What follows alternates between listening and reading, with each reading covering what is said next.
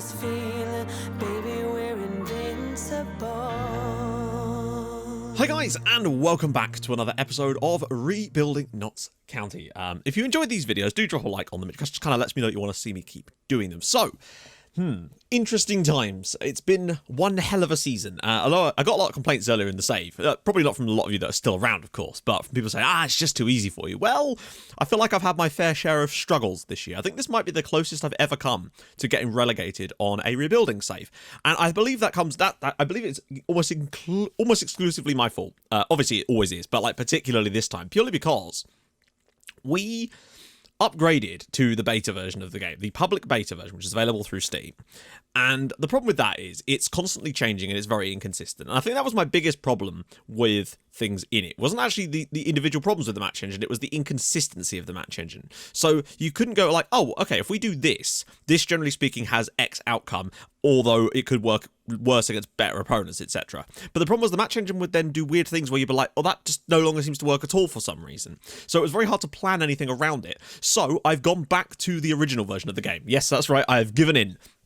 Now, obviously, there'll be another patch at some point soon, but I'd like to think it'd be a more complete patch that's a bit more ironed out some of the creases in that. So we've gone back to the original version of the game. So hopefully that should allow it to at least be a little bit more consistent. And I thought doing it in the off-season would make more sense than doing it in the middle of the season because, well, for obvious reasons. So, yeah, that's kind of what's happened with that one. Now, we have actually got our budgets through for next year. It took a few days to come through for some reason. Don't know why exactly, but we got £44 million in transfers and we've got an extra £400,000 in wage budget. Not currently 400,000, but an extra 400 grand. So for 44 million and 400,000 pounds, I think we should be able to sign some serious quality in the summer. I might even be able to look for some first choice quality players, but I am still going to do what I normally do because I just want to keep bringing through the youngsters. So Francisco Guhardo, I feel like this year he would have been brilliant for us if it wasn't for the fact that crossing is basically pointless. It literally seemed like that was the case. I don't think I saw a single-headed crossed goal this season. Genuinely trying to think of any, for either team, for me or our opponents, over the probably 100 plus goals I've seen this season, I don't think I can think of a time when a player actually just scored a header from a cross, no matter how big or tall they are or whatever. So us signing this guy, thinking we were going to get better crosses in, because that's always been our problem. And I just think that this year has been, with the way the things were with the match engine, not a good year for Francisco Goalkeeper. But I feel like next year, actually, it will play more into him because he only has 11 dribbling. And with that current version of the beta, dribbling is everything. If you don't have at least 15 dribbling, your player is not going to do anything. But if they do, they'll do everything. That seems to be the way it works. So I think that's been his main problem for us. Still, 5 goals and 6 assists in the league is not bad. It could just be an awful lot better for him, to be honest, in a season where we've not scored many goals ourselves anyway. So I think there's a lot more to come. And remember, he only cost us £3.5 million, and he's worth nearly 12 million right now. So I still think there's a lot more to come from the guy. So we're going to get going through this a bit faster, though. Next up is Goofy Goober, Alexander Guberinic, who, again, I think he might be on his way out in terms of, like, you can see that he's not going to quite be able to hit the sort of levels that we might have wanted for him. And hilariously, he's starting to consider whether he should be looking to move to a bigger club. And the problem is he also wants important player game time, and I just don't think he's going to get that here. So if we get an opportunity to move Goober on in the summer, I think I will, purely because I don't see him having the long-term prospects with the club. He scored 1 goal for us this year. That was in that 6-6 draw against Bournemouth, you know, the big one. £2 million. If we got like 5 million for it, perhaps, I would absolutely take that, because I don't think he cost us a great deal of money, to be honest. Although he does have a decent amount of quality, but I don't know, it just seems like he's not going to quite be there for the long term. Egil Hermansson has actually started 25 games for us this year. And again, he's another one I'm a little bit concerned about. His contract's up next summer. So if I got the opportunity, because as much as we've moved back to the different approach, we're moving to the old match engine still. I think I still want to go with an attacking midfielder because it's just more fun. And I feel like Egil Hermansson could be the type of lad that could move on in the summer because it's the last year of his sort of viability for a big move. So if a team does come in for him, I would be potentially up for selling him if they offered us the right amount of money, because it could definitely fund another deal as well. Plus, as you can see, once more, his potential is not quite there. Sam Hughes, he's been excellent for us. 200 appearances for Notts County. 4 goals this year. He's got 17 goals as well for us. Like, don't get me wrong, Sam Hughes, absolute god. Genuinely a very, very good player. But I feel like there's going to be a time that comes soon where he just cannot consistently perform at the top level. He's 6'4", but he really does lack pace, and I feel like that's a really important factor for teams in the top flight, which is why I think Alan Drina is possibly the long-term solution in that role. As much as you can't see him here, you can see that he's already our 4th choice centre-back, and I feel like he's probably going to be preferred over Akinola any day of the week. So with Sam Hughes having slight injury problems, allegedly, which is weird because I don't feel like he's ever really had any big injuries. But there you go. He's been a long-term servant for us. I mean, you can't really argue with that. And he's only just signed a new contract. So I don't think he'll be leaving, but I don't know if he'll be playing as much as he was this season. Curtis Jones, his contract is up in the summer, and honestly, I don't think I have any plans to extend it in the end. He's nearly made 100 appearances for the club, but something about him just does not sit right for me. He just doesn't seem to perform. Weirdly, despite having, this is a weird one for you, he has 15 dribbling compared to Goalkeeper, and yet he's completed less dribbles per game than Goalkeeper. Now, it could be because of different roles and whatnot, but it is just noteworthy, and I guess it's because of the pure pace that Goalkeeper's got. He does want a new deal, but I just don't know if I want to give him the new deal because he's on £3,000 a week right now, and I feel like if I did offer him a new deal, he'd want like 30 grand a week, and that's just not I don't want to be dropping 30 grand a week on Curtis Jones right now. I just don't think he's good enough in terms of long-term prospect for us for that to be a worthwhile thing. Although he does have the consistency here, which is something quite important to have. Obviously got Lee, who's been out on loan at Crewe this year. Amazingly, still considered 5-star potential. Great acceleration and agility. He's got great crossing ability. His pace is excellent too. Weirdly, he's not really played many games for us, but this year on loan at Crewe, 2 goals, 5 assists for Crewe in League 2. He's certainly an interesting prospect, if nothing else. Stephen Lennon obviously played that one game due to that strange one game. I swear he played... Oh, it was a cup game, wasn't it, as well? Yeah. Did keep clean sheets in both of the games, to be fair. Actually hasn't conceded any goals this season, so that's worth noting, I suppose. Eamon Luetti. Now then. I don't really know what to make of him.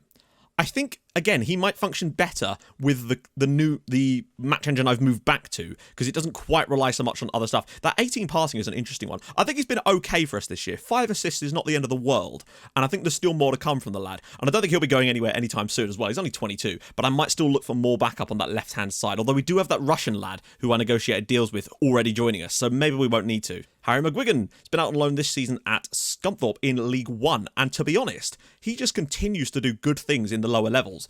My issue is whether he will ever be good enough to do anything for us particularly. Like, he was insane for Newport County in League 2, and he's been pretty good for Scunthorpe in League 1, to be honest. 5 goals and 8 assists from the midfield.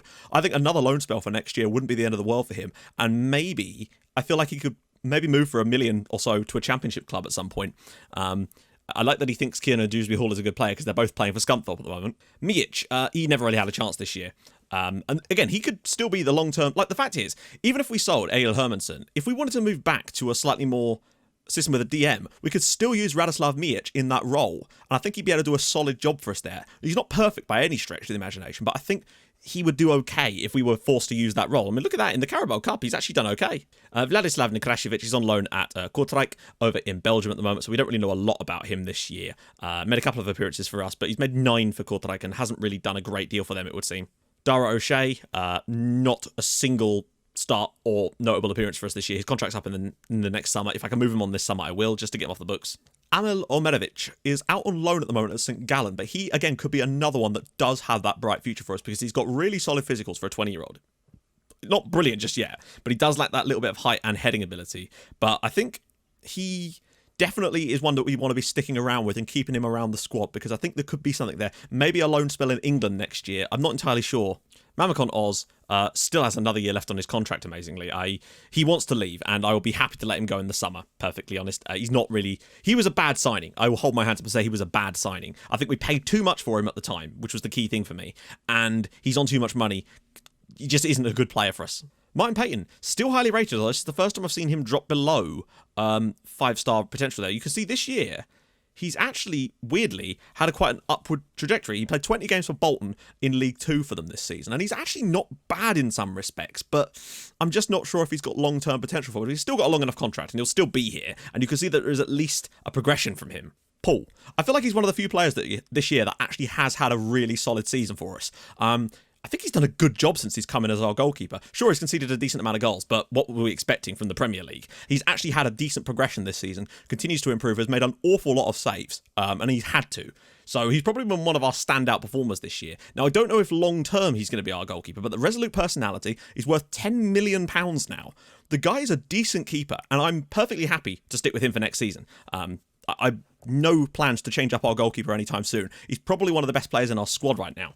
Bratislav Pavlovic came in at sort of midway through the season and again, he's only 18 years old. Lots of time to improve for him. I'm not expecting anything major of him just yet. He's played more game time than he might have expected to this season, honestly, and he's still been trying to get used to the role playing higher up the pitch. So no surprises there. Next year, he'll be playing understudy anyway to Thomas Stepanek. So he will definitely have more time to sort of learn his role without too much pressure being on him so much next season. So that's fine by me. We'll have decent options there as well, which is really nice. Ivan Petkov, I mean, he didn't have a lot of appearances. He made one Premier League substitute appearance when he came on at left back against Manchester United and absolutely shat the bed. I think he made 2 mistakes leading to goals in that game.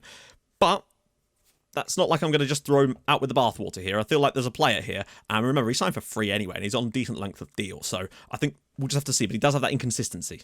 Dusan Sikanic hasn't made a lot of starts. Still, I think there's a player under there. Curls ball, plays 1-2, he's got great passing, good teamwork, work rate, vision. There's a lot to like about him, and I'm starting to wonder next year if the Regan Booty Robbie Burton partnership in the midfield might well have had its day, because I feel like both Burton and Booty are kind of playing at maximum now, and I think we need to move over to players that can do a job at the same level as them, but then have room to improve. And I think the likes of Ferguson and Sikanic could well be our starting pair in the midfield next year. And as sad as that is to say, but I just think Regan Booty might be a little bit out of his depth. He's played a season in the Premier League, he's scored some goals, but I do think someone that's got that little bit more than him could be what we need. Maybe a new signing, or giving one of these guys a proper shot this year. Juan Pablo Silva, again, joining the midway part of the season. He's one for the future, although I think that maybe he was a poor one for us. I don't know. But hey, we make mistakes. I make mistakes all the time, but I feel like my scouting record is generally quite good. Kostel Trofin. Oh, what an interesting lad this guy has been. What an interesting season he has had. 10 goals in the Premier League, 2 assists. 11 goals in 43. It's not a good record. And in fact, his goal scoring record for us is pretty poor. 23 goals in 87 appearances. But I just really do feel like there is a player under here. We just need to keep giving him game time and letting him fly. And hopefully he will eventually come good for us. I'm prepared to put my faith in him again for next season. But I do think that with Mamakon Oz probably going, Arnold I don't think is a good enough backup, and I think Tyrese Campbell's contract is about to be up. I think we need to sign another striker anyway, so that Trofin's got a little bit of support and maybe just some competition for places. So I might put some money into that part of the team. But I still think there is a player here, and I'm determined to see what he can do for us, and hopefully he'll come good. He's still only 18, remember. That's so important to note. Still only 18. Stephen Walker, what a strange one this has been. What a strange year. Like, he still ends up being one of our better players in that role, but he's just so lightweight when it comes to the defensive side of things. But we'll have a look and see what he's done when it comes to that kind of stuff. But I don't think there's enough minutes to really judge him on that. He's got a new contract. So for 5 years, I mean, honestly, he's going to be here for a while. He's still only 21 years old. He feels like he's been around forever. Nico Williams, he is a player that I feel like is good, but could be better. Marking is a real downside for him. And I think we want to be looking, I think, for a new right back, because Williams and Fjotov Lervik just aren't quite good enough. And I think Zubizarreta is better further forward, and it doesn't have quite the defensive traits that I want from him. Josh Wright done nothing for us this year at all. He's only just been pushed up into the first team, in fairness. Yoon Dong-yong, probably one of the standout players for us this season. Yes, he's only 6 foot tall. Decent heading, marking, tackling. I still think this guy, there's a lot more to come from him. He's still only 20 years old. I think I'm quite happy to see him start for us again next season. Got 6 goals for us in the Premier League, and that's some big goals. That's won us a plenty of matches, and I'm more than okay with that. And it's nice to have a left-footed centre-back, so we've got a bit of parity there. I just wish he was a tiny little bit taller and maybe a little bit faster. Like, if you're going to be short, you better be quick, and he's kind of neither here nor there at the moment. Aitor Zubizarreta didn't really play a lot of games, but you can see what I mean. His marking, his tackling, they're not brilliant. He's probably better for further up the pitch. Ailton, who of course is the Polish lad with the Brazilian name that came through in a Brazilian club, but he's just Polish because reasons. Yeah, nothing really to say about him. Tunji Akinola, annoyingly, is on a new deal because of something. I think, for some reason, I think there was a button I accidentally clicked that let my assistant take over negotiations for a contract, and he took over a load more, and I think he gave Akinola a new deal because he just randomly appeared, and I was like, that doesn't seem like something I would do. So that's a frustrating one because I feel like he's not good enough for this team anymore. But at the very least, he's fast and tall. Gabriel Arnold, this is what I mean. He's just not good enough. 1 goal and 1 assist, 17 finishing and 11 composure, and yet he still didn't put away chances when he got them with that match engine. Regan Booty, I just think he is playing at his absolute max now. You can see that this year, he's just obviously not had a lot of opportunities, but I just don't think there's enough in here now for me to say Regan Booty is the man for us anymore. His contract is up in 2027, and I'm hesitant to give him a new one or anything like that.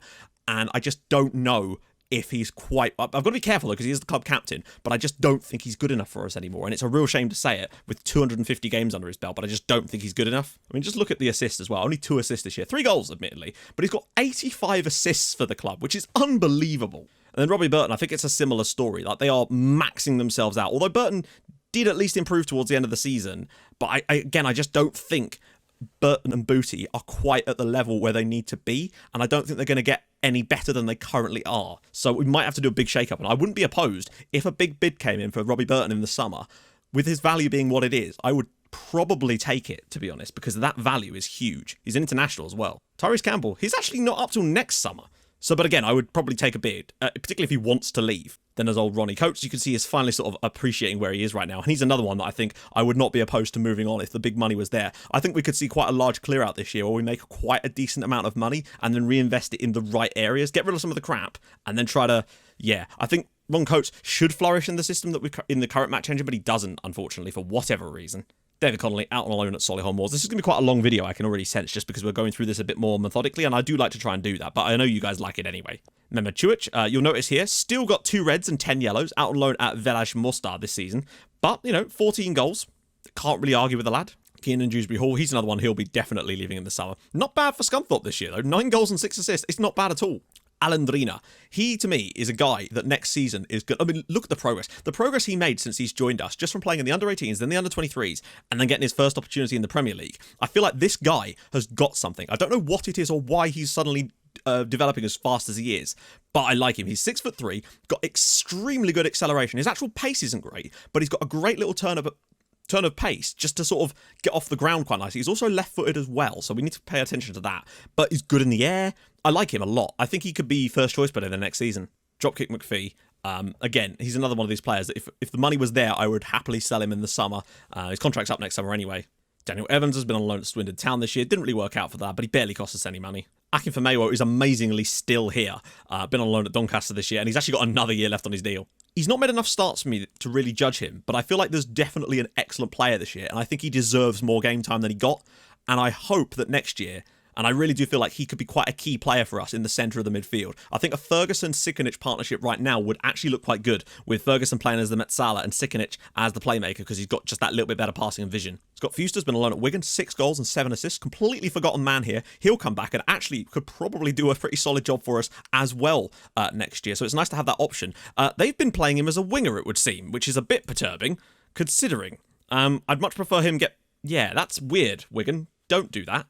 Fjortov Lervik obviously barely played this year. Actually, he's played a few times, to be fair, but I think he's just not good enough and needs to leave. Brandon Fleming, his contract is not up till next summer, but again, like people have said, I've debated whether this guy's good enough for about 4 seasons since we were in League One, and somehow he still managed to make Premier League appearances for us, which shows you how much we need to really sort out our fullback slots. Ricky Griffiths, I think he's actually been excellent this year in places, to be honest. He's just come out of nowhere and has really done a great job for us through the centre. He couldn't cross for shit, but he's through the central play, apart from his finishing, he's actually very, very good. And I do wonder if there's more to come from him next year from the young Welshman. He's going to be our starting attacking midfielder next year, unless something drastic happens. I am retraining him properly to play shadow striker. It's just his finishing. If he could finish a bit better, I think he'd be perfect for that role. Not going to dwell too much on this one, because what we really want to look at is the actual Premier League stuff, because that's going to be super important. But again, with the fact that I'm going to be using a different match engine, we've got to take this with a little bit of a pinch of salt, but it's still worth looking at who did what and why, basically.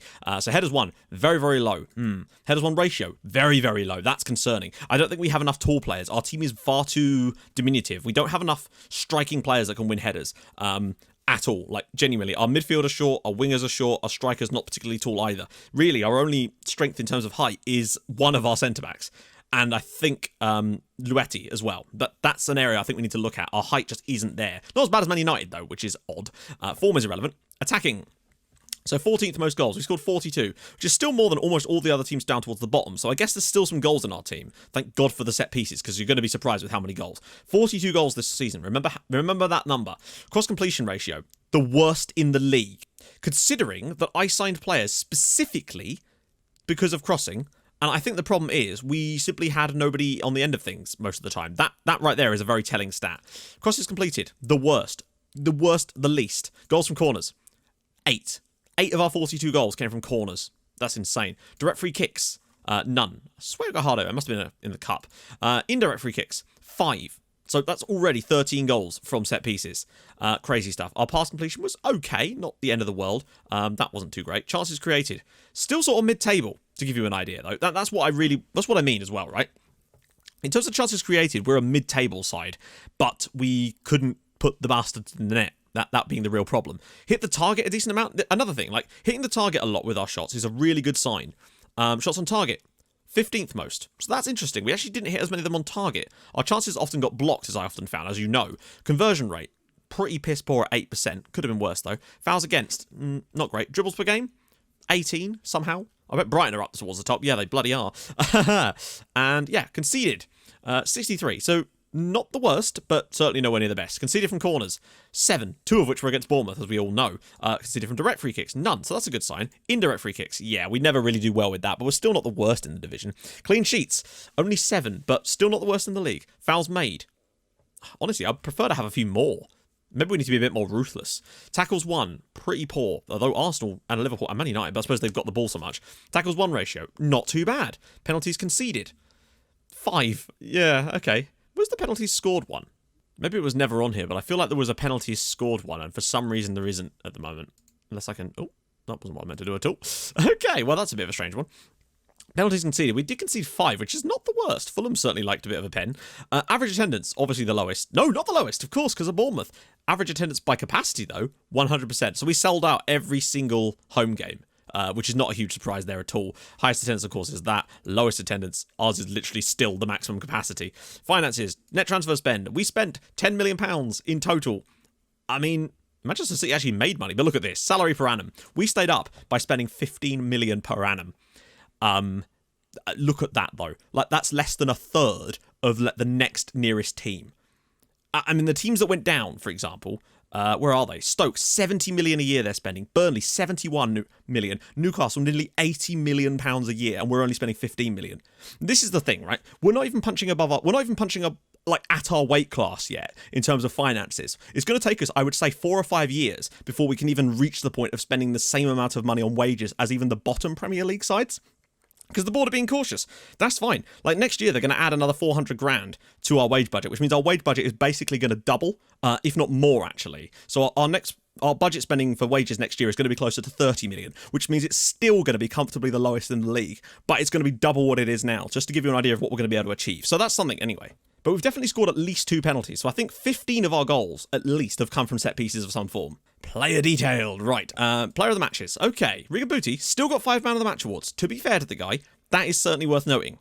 And Goalkeeper, I mean, the man covered his grass. What can I say? Look at Bournemouth. They have so many players on here. That is actually really impressive. Average rating, obviously, we'd have nobody anywhere near that. Headers 1 ratio. Sam Hughes, 199 headers 1.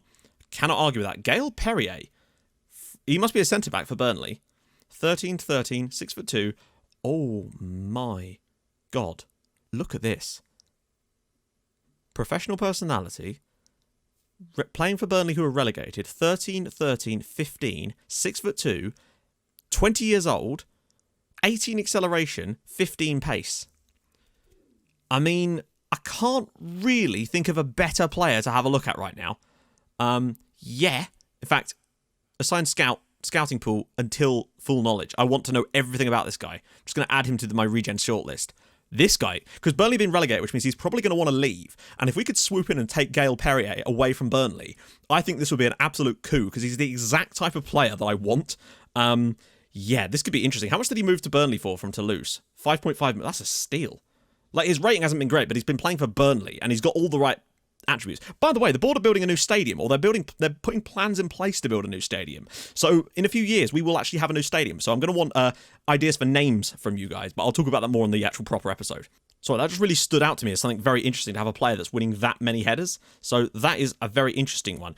Goals, obviously, Cotrone was actually the top scorer in the Premier League with 19. Costel Troffin, to be fair to him, got 10, which is the joint 19th highest. It's not, I mean, it's still pretty bad. Yeah, no players on this one whatsoever. I just want to see if there's any like relegated clubs, regens potentially on these lists. That's kind of what I'm interested in the most, just to see if there are any regens. Amazingly, there aren't actually, although Leeds had Alfie Hughes get a lot of goals. Interesting. Eddie Nketiah did all right for Burnley. Scored against us, that's for sure. Shots on target, anyone up there? Costel Troffin. Right, this is what I'm on about. Costel Troffin had the 5th highest number of shots on target this season. That is insane. He had every 6th shot on target from him was a goal, which is just not good enough. It just isn't, unfortunately. If Catrone, or actually, if Catrone had a similar record, he would be down on like 12 goals. Kostel Troffin's record is appalling compared to some of the players around him, it feels like. He had 59 shots, and all the players who had less than him, all the way down here to Leon Bailey, had scored more goals than him. And I just think that that's something that he needs to look at himself, to be honest. Because he hits enough of them on target, I think. He just can't put them away to save his life. Dong, though, fair play to the lad. Team goals, not really that relevant for us.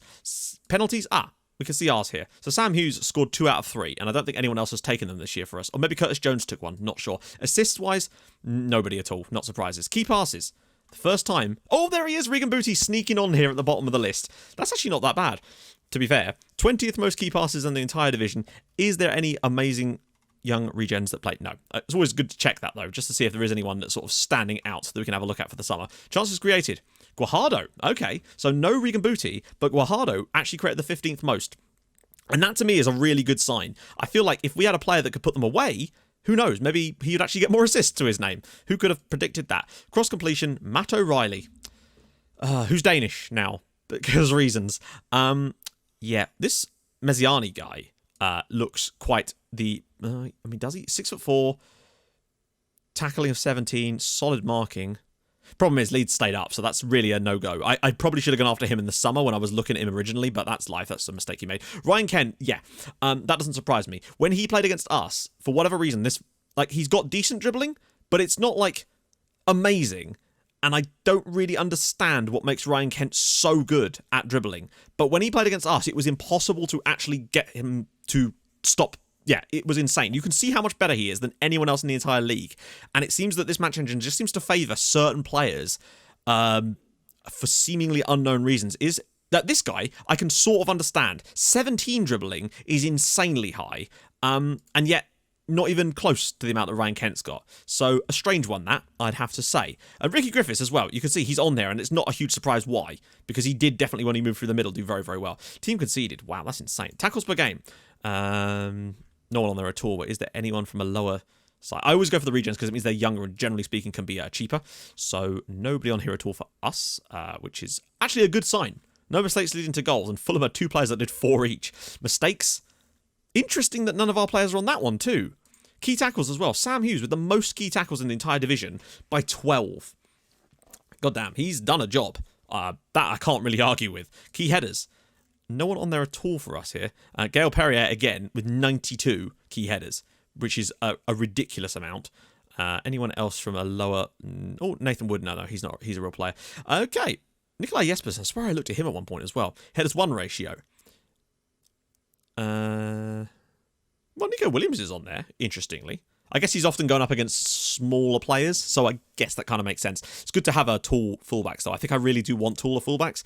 Team conceded. Not the worst. He's done all right, hasn't he, really? Clean sheets, pretty down low. That's fine by me. Saves held, 148 saves held. Saves parried as well. The most in the entire division. And penalties saved. He did save 1 out of the 5 he faced. So there you go. Right, let's actually move into the player stuff now. Because I realise this episode is very, very long. So we'll try to... I feel like certain areas are going to be fine. So goalkeepers will ignore because I'm happy to go with Paul for next year. That's fine. Vitamin P is in the house. Although I might still look for a young backup properly with full potential because there's a few I've got my eye on. There's an African lad. I think he's South African. Sifaway something or other who I might be interested in. Okay, so for central defenders, I've basically included anyone here has actually played a decent amount of minutes just because I want to see if there's anything in those games. Like, Alan Dorina only played 73 minutes of one fixture, so it's hard to really judge him on any of that sort of stuff. So we might really ignore him, but it's good to have him there anyway. And you can see from potential-wise, we've got Dorina, Yong, Petkov. There's definitely some quality there, but I do think as much as Sam Hughes' numbers are excellent, there's going to come a time where that's going to start to tick over into perhaps not performing as well. And you wonder if maybe someone else in that same position could have got actually even more. But we will see.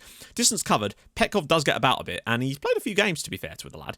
Team conceded per 90 minutes. So we actually concede the most with Hughes. I mean, that's not really a big surprise there. Yong and Hughes were in the team for the most goals conceded, but they also played a staggering amount of matches. So there is that. Most interceptions, though. Juan Pablo Silva does like to intercept a ball. He seems to be able to really push out and do a decent job. Akinola's vaguely better. Dorina didn't obviously get a chance to do that much against Leicester. Yong and Petkov made mistakes leading to goal, but none for Sam Hughes. Tackles 1 ratio. Yong at 89. Sam Hughes 89, Akinola 89, Drina 100%. Now again, not too much to go by, but there's a definite jump between those guys and Petkov and Silva down in the 70s. So Akinola, Yoon Dong-yong and Hughes all at 89%. I would like that to be above 90, but that's actually pretty good still. Tackles per game. Sam Hughes makes a lot of tackles. Dong-yong does not make a lot of tackles per game. It's actually half the number that Sam Hughes makes. And Drina looks like he throws himself into some tackles a little bit more. So I do wonder if... it's interesting. What about passing? Sam Hughes, again, excellent passer of the ball. And makes way more key passes too. He's also just as good in the air. Ooh, that's interesting, how he's poorer in the air. But again, I suppose it depends on what he's gone for. Hughes has actually done a superb job this season. Like, he's outclassing the others in every single conceivable stat. Drina does win more headers overall, and Petkov, because he's so tall, definitely loves a header, but perhaps not key headers and headers one ratio overall. Hughes will dribble past more people too. Obviously no assists. Chances created, he creates more chances. We score more goals when Yong is in the team. Only slightly though, and actually Akinola in theory overall. Goals per 90 minutes as well. He doesn't score as many, but that's because Yong's generally been the one in that position. He doesn't hit the target as much though, and he does shoot more as well. And obviously he's got penalties too. Now, points per game, again with these guys, because they've played so little, like Yong is slightly better. It's a really tough situation for me. I think Yoon Dong-yong is like future potential in terms of that, but like Sam Hughes, he's an excellent player, and I think because he's got that experience and being 28, but I just think that there's going to come a time when he's not going to be our first choice anymore, and I feel like Yong is a guy for that.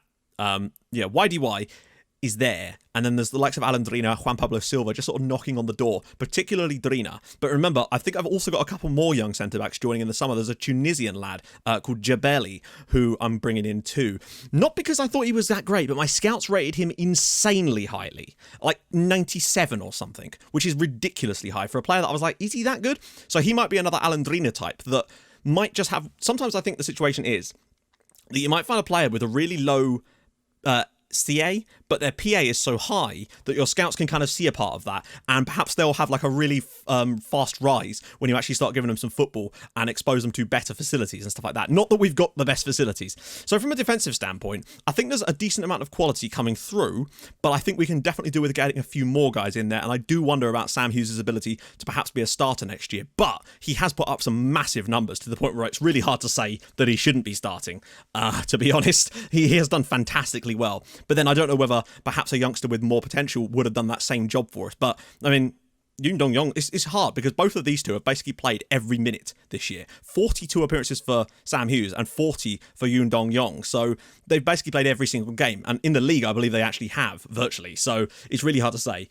But that being said, we've got some more quality coming in. Obviously, I'll continue to look. I want tall, I want fast. They have to be both tall and fast now. It seems to be the only way this is going to work. They'd have to be either extremely tall, like 6'7", or they'd need like 19 and 18s on like pace and acceleration for me to consider the other bits not that relevant. I think that's kind of the way it's going to have to be. So let's move on to fullbacks, because I think this is actually kind of okay for now. Okay, so we're on to fullbacks, and this is an area that I think and it's been a problem area for us for a while. Now, it's going to be slightly absolved in the sense that we are getting another left-back backup, but it's the right-back spot that I think is absolutely vital this year, like unbelievably vital. So Williams has played a lot, Luetti's played a decent amount, but Fjortov Lervik, Fleming has played a decent amount, Zubizarreta since he's come in has played, as has Stephen Walker.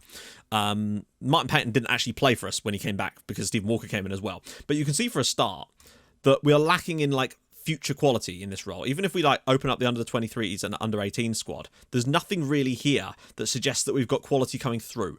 Now, obviously, we've got the Russian lad coming in on the left-hand side. Now, he, again, because of the way my scouts rated him, is clearly going to be a quality player, but he's not going to be able to come in and do that straight away. At best, he'll be an excellent understudy to Eamon Luetti. So I'm okay with that. That's fine. I think the left-back spot should be okay with Luetti and then the Russian lad next year, but it's the right-back spot that needs a lot of looking at, like for me, an insane amount. So Stephen Walker covers a decent amount of ground. So does Fjortov Lervik. It's generally speaking the right-hand side that covers the most ground, but Stephen Walker certainly gets about a bit. But we also concede a shitload of goals with him in the team. Like a noticeable amount. In fact, it's interesting to see just how few goals we conceded with Fjortov Lervik and Brandon Fleming in the team. That's a noticeable drop off the other two. So I do wonder if that's because they contributed less going forward. But interesting. We tend to make more interceptions than this right-hand side, with Nico Williams being the king of that. Zubizarreta bottoming out on that one because, again, he's just not as good as the others. Luetti, Fleming, and then Walker. So it's basically right-hand side, then left-hand side. You can sort of see the way that lines up. Tackles-1 ratio, though. Brandon Fleming, Stephen Walker, good tackles. Nico Williams is appalling in the tackle compared to Fjortoft Lervik. He is not the best defender. And it's actually surprising to see that Zubizarreta has outperformed him in the tackle, considering he's got appalling tackling, and that's not really his role. That being said, he has not won a great deal of tackles per game, whereas at least Nico Williams is in the ballpark. Pass completion, all above a reasonable level. Fjortoft Lervik again bottoming out on that one, and Luetti winning that one. Pass completion per game, generally speaking, the right-hand side makes more passes per game, as you can see here. But you'll note here that Zubizarreta is at least on the level of Nico Williams in terms of passes, and that's where Fjortoft Lervik really does fall out of favour. Stephen Walker, he definitely can do it, despite him and Luetti getting... Like, he has a lot better passing. He's got like 18 passes. What's his key passes per game like? And again, Stephen Walker, very, very good. Luetti, you'd think, would be doing better there. Zubizarreta, despite having those great stats in that, he is not good at the passing side of things. And again, headers won. I mean, Nico Williams is the one man for the header there. Zubizarreta, not great. Right, why the hell has Luetti got 46% headers won? He is 6 foot... Wait, no, he's not. I swear he was 6'1". Maybe I was thinking of someone else. Maybe it was that guy I was looking at. I don't know. So that would explain, actually. He's not the tallest in the air. I could have sworn he was, though. That's really strange. I must be thinking of someone else, and I can't think who. The problem we've got on the left is a sheer lack of aerial ability. And I think that would definitely make a lot of difference for us if we could, have that be better, quite frankly. You could see how much, particularly on the headers-1 ratio here, Nico Williams with so much more headers per game, and it's really cutting out a lot of issues for me, to be honest. Dribbles per game, though. Luetti, not bad. For a guy that only has, he's not got great dribbling, has he? 10. Compared to someone like Nico Williams, who's got 12. Okay, it's not too bad, but he should still be doing better than that. But it's this area where it's all... Nobody's really standing out. Like, everybody's pretty... I want to see these higher, close towards, 20. Look, Stephen Walker, though, got that assist. Luetti's got a few, and Nico Williams has had 1 assist this season. It's just not good enough. Chances created. Luetti creates more chances. Nico Williams, I mean, Luetti's been decent this year. Team goals per 90 minutes. It's these two. That we do score more with both of them in the team. So that's fair to say. Shots on target. Luetti does not hit the target at all. At least Nico Williams can hit the target. It doesn't have a lot of shots, in fairness. Points per game. Interesting. 1.3, but still, it's Luetti who seems to be the standout player for us. But I really do think that in the summer, so we've got Luetti and we're going to have the Russian lad. We've also got plenty of backups in that spot with the likes of Walker and Fleming, technically, and even Martin Payton. So I'm all right with the left-back spot, but I think the right-back spot is a huge trouble area because Nico Williams I don't think is good enough long-term. Lervik's going to be leaving, and Zubizarreta is better further up the pitch. So I think I want to sign at least 2 right-backs in the summer. One to potentially be a first-choice player who's tall and has good dribbling to get down that side and probably a first choice, and maybe a young understudy who's got mad potential for the future. But that's an area, and there's a guy I've got my eye on. I think he's Danish. He's like 16 years old. He plays for Bromby, I think, who could be the answer to my question. Or is he? No, he might. I think he plays for Esbjerg, actually. So he could be the one that I might go after because he's very, very young still. Might still cost us a couple of million, but I think he's got that X factor that I'm interested in. But we might have to do a bit of a swoop early on because other teams are interested in him. So yeah, right back, definitely need at least 2. Well, not at least 2. 2 would be nice. I was going to do a comparison between Hermansson and Mijic, but the problem is there's no real comparison because 1, we've not been playing that for a while, and 2, because Mijic hasn't played enough matches. So just looking briefly at Hermansson here, interceptions, he's made 3 mistakes leading to goals as well. That is an insane amount. And I think just honestly getting rid of that from our team might well have helped us in some ways. He does seem to be prone to a little bit of an error or two. What's his head? And he's not great in the air. The one thing I always wanted from a DM was to be fast and mobile, but also have a decent aerial presence, and I just don't think he's got that. And that's another reason why I'm just not entirely sure about that. I feel like Mijic is good enough to have around for Nail. And maybe a young backup to go behind him, but I feel like if I can move on Ael Hermansson, I probably will. Okay, so centre mids. We've actually only had 5 players play in any of the centre mid roles so far, and you can see that the likes of Sikonic and Ferguson seem to be the ones that are coming through as being like the most potential overall, because they're basically at the same level of Booty and Burton in terms of ability so far. In fact, Ferguson exceeds that, weirdly, and they've got that time for the future. Now, just having a little look at the under-23 and under-18 squad, you can see that there is more quality there. Ian Hilton, Brendan Milnes have got that ability. James McBride and Matt Wolfe have still got some stuff about them that can make you think there's more to it. So I think we've got a decent amount, even Ben Morgan, the youngster. She's not even that young anymore. There's a lot of options there that I think are coming through, particularly with the likes of Hilton and Milnes, who are actually homegrown players as well. So I think in terms of the future of the centre mids, it's good. I think if I was to sign a player for the central midfield, I think it would be a first choice kind of player, like a 3.5, 4-star kind of guy to dump 10 million into. That's the kind of thing I would look at rather than young. I mean, if I get the chance to sign an amazing youngster, obviously I'll go for it, but it's not my first priority. So just looking at the performances this season, minutes wise, obviously, you know, some of them have only played 3 starts for Goalkeeper, but he's got a decent number of minutes off the bench, but we do have to bear that in mind. It's mostly in Ruben Booty has started 42 games this year, and Burton nearly all of the others as well. So covering distance, Goalkeeper does get about a bit, and Regan Booty just is not as mobile as he once was. He's also made an awful lot of mistakes. Then again, has he? Like, team conceded per 90 minutes. Sikanic we can see the most with. But notably, David Ferguson, 0.94. That is interesting. That's actually startlingly interesting. That, like, when you look at this, they're all above a reasonable level. So 0.73, 1.56, they're all relatively close. And then there's a huge, more than 50% drop off between Burton and Ferguson. What is he doing that they're not doing? So we'll have a look at that in a sec. What games has he played in for us? I'm just interested in this. We can normally see it on his, not stats, form. Okay, so he hasn't played for a while. So he played against Southampton, in which we lost 3-0, interestingly. He played against Palace. We won that game. He played against Spurs. We won that game as well, I think. Did we not? Played against Everton. I think we won that game as well. Interesting. It's noteworthy that, I mean, he's only started 1 league game this season, in fairness. So perhaps that's a slightly false stat. But it does certainly give you something to think about, to be honest. We'll see where else he might have done well. Interceptions, he's not the top, but he's certainly up there. And when you consider that he would definitely be playing as the Metsala kind of role, he is better than Regan Booty and is better than Robbie Burton so far. Sikanic, though, does not seem to have the defensive capabilities at all. What's his marking of 11, tackling of 10, anticipation of 12? He's not bad, actually. You think he'd be doing better for interceptions, but then I suppose he would have mostly played in the other role. So there is also that. Regan Booty's also made a mistake leading to goal. Tackles 1 ratio, though, 89%. Much more like it. Ferguson 87. Robbie Burton at 88, but Regan Booty down on 81. It's not the best. Tackles per game. He does get about a bit, though. I think he's more of just a pure brute force tackler, it would seem. Booty, again, bottom of that one. His pass completion is the same as the others, and Sikanic and Burton are right up there as well. Key passes per 90 minutes. I mean, Regan Booty's still the highest, but when you look at that, like, Dusan Sikanic is not exactly far off in terms of numbers. Ferguson's slightly lower than Robbie Burton, that's what I would say, and he has one less in the air than Robbie Burton. I don't know, he's not the tallest, I don't think, Ferguson. 5'11" compared to Robbie Burton's 5'9". Okay, there's no reason for that. That's so strange. The fact that Goalkeeper obviously would win more in the air, because he's 6'1", I think. So he's got that 6'2", in fact. Sorry, probably 5'10", like Luetti. But he wins more headers per game, dribbles per game. Ferguson does love a bit of a dribble, only ever so slightly more than Robbie Burton, but you can see that Sikanic has got a bit more dynamism about that. He can take people on, whereas Regan Booty just doesn't have the capability to do that anymore. Obviously, only Burton and Booty have provided assists, but when you look at the fact that Burton's played as the sort of box-to-box more, he's actually got more assists. Chances created per game, he actually creates more than Regan Booty. And Sikanic has created nothing. So team goals per 90 minutes. Again, we score more goals with David Ferguson on the pitch, and we concede less goals with David Ferguson on the pitch. That's a noteworthy inclusion. I know he's only started 5 games and come off the bench for 9, but that's interesting. It really, really is interesting how much better we've been with him in the team than the others. And the points per game, well, I mean, that actually should show you all you need to know, unfortunately, for Regan Booty and Robbie Burton. He scores more goals per game too. Goalkeeper is in there. Sikanic hasn't got any. Shots on target per 90 minutes. Burton and Booty both the highest. But look at this. Points per game. Ferguson, Sikanic, then Regan Booty. I think I've basically talked myself into starting Ferguson and Sikanic as our starting central midfield pairing next season. I think go with pre-season in them. Get that partnership built up. Booty's not going to like it.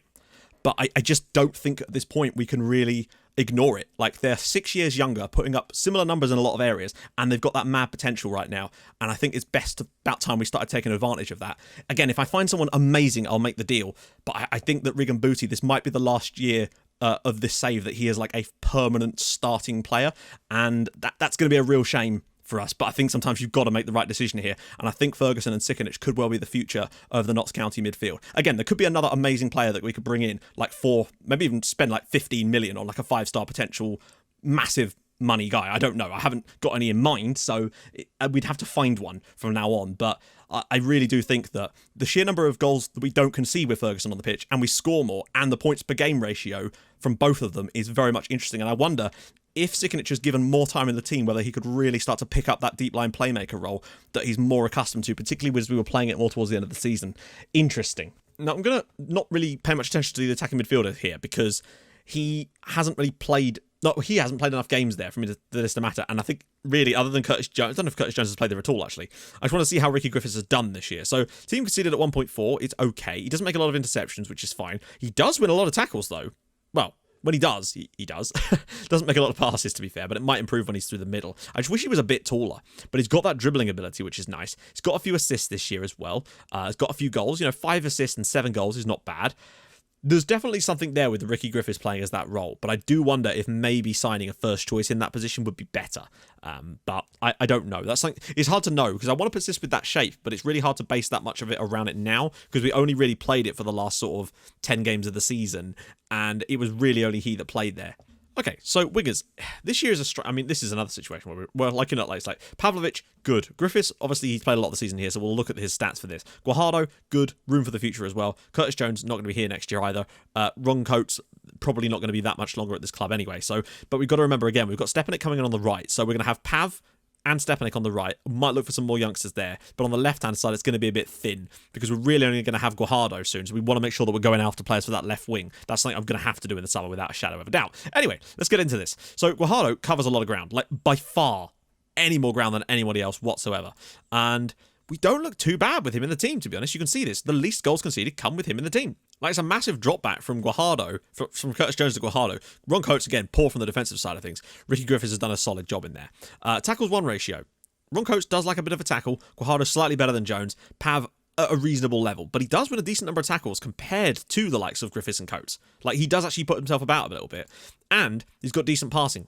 Like, comparatively speaking. That's actually very, very poor, but it might be because he crosses the ball more. I don't know. And he might try slightly more aggressive passes. In fact, yeah, it would certainly seem that way. Ron Coates, again, bottom of the stats on that one. Headers 1, Curtis Jones is only slightly better than he should be. Like, he's 6'1". Is he 6'1"? He is 6'1". Maybe it was Curtis Jones I was thinking of that was 6'1". He's, he should be winning more headers than that, in all honesty, but I suppose he's often coming up against quite tall players. I don't really know. He does win a decent amount, and surprisingly, Pavlovic wins a few headers. For a guy that's only 5'9", has he got really good jumping reach? No. But he did get that header for the Costello Troffin goal against Bournemouth too, so interesting. Dribbles per game. Ron Coates still massively good at dribbling, because he's got that 16 dribbling. And that certainly seems to help. It's interesting how that difference between those somehow accounts to that. And Curtis Jones, look at this. He's got 15 dribbling. Yet he can't complete a dribble to save his life. I don't understand. I think it's probably because he's on the wrong foot, maybe. So that might have definitely contributed to it. Crosses, Goalkeeper, 18%. Much more like it. Curtis Jones at 60, but look at this. Ron Coates 13, Ricky Griffiths at 7, although a lot of that, again, coming through the middle. Pavlovic at 11. I want to see more from him, but I'm hoping Stepanek can really push us more towards 18 for this next year. Assists per game, Pavlovic, though, 4 assists. Like, he has come straight in here and done a solid job. In a very small amount of games. So there's definitely something to Pavlovic on that right-hand side. Chance creation, again, Pav. Oh no, that's towards the bottom. Goalkeeper, where we want it. But they're all across a reasonable level. So I'm all right with that. Team goals per 90 minutes. Pav, again, coming out on top there. Goalkeeper has played over more games, so I suppose there's that. Shots on target ratio. Ron Coates sure hits a shot on target, but he just always misses it, unfortunately. When you consider the fact that he's, per 90 minutes... That's another shot. Pavlovic does not like a shot on target, it would seem. Goalkeeper at least can do something on that one. Points per game, Ricky Griffiths up there doing nicely. Ron Coates down towards the bottom. So, generally speaking, Pavlovic has performed pretty well, actually. I think he's done okay for a youngster. Goalkeeper, I think maybe now that we're on the match engine that's a bit more suited to him, he should perform well. Ricky Griffiths, again, some of that's probably come through the middle. I think it's very simple. Goalkeeper starting left winger next year, and I think he'll be fine, but we definitely need to back him up with some quality. On the right, I think with the likes of Stepanek and Pavlovic, we should be okay, but again, maybe try and sign someone young. Just having a little look-see here on the potential side of things. A few 5 stars here. Let's see what we've got in terms of coming through the academies and stuff. So, Mehmeti is still available as an option for us, but I just don't know whether he's going to quite reach what we want him to. And then you've got the likes of Danny Morton, who's more of a central midfielder anyway, Jordan Gibbs, Harrison Norburn, Thomas Capek. Like, nothing really stands out as being like, oh, this is where we're really going for this. So I think we need to look at some more youngsters for that role, potentially, just to fill up the youth academy a little bit. Just get some more quality coming in, basically. So definitely, that's what I want to do.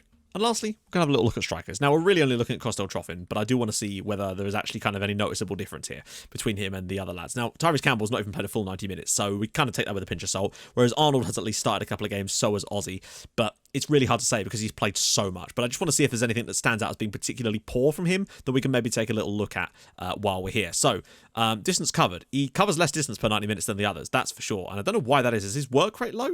It's not amazingly bad. I mean, it's worse than... It's actually... Yeah, okay, it's worse than the others, so that might definitely have a factor in that. Team conceded per 90 minutes. We concede like a reasonable amount, but I don't know really how much that really matters. These are more of the defensive side of stuff. Decent in the tackle when he actually puts one in, so that's all right. Passing solid. Doesn't make a lot of key passes, it would seem. In fact, by any stretch of the imagination, the other guys certainly love a key pass more than he does, that's for sure. What's his passing like? Is it poor? 10. Compared to the others, I mean, 11. Gabriel Arnold, 10. Aussie, 11. So they're all across a reasonable level there. Headers 1 ratio. It's actually the best. And isn't Aussie the same kind of height as him? In fact, he's taller, so he's done all right there, Kostel-Troffin, to be out-heading Mamacon Oz. And Gabriel Arnold as well, who's 6'1". So actually, that's not bad when you consider it. And he actually wins more headers per 90 minutes as well. So he's doing okay. Doesn't dribble quite as much as the others, though, which is surprising. Doesn't create a lot of assists. Doesn't create a lot of chances either. His team goals per 90 minutes is the lowest. Well, actually, no, it's not. Oz seems to do that well, but then he would have played against weaker oppositions. He does have the best goals per 90 minutes ratio, which is actually quite important, amazingly. He hits the target 57%. No, 54. It's still not that bad, really.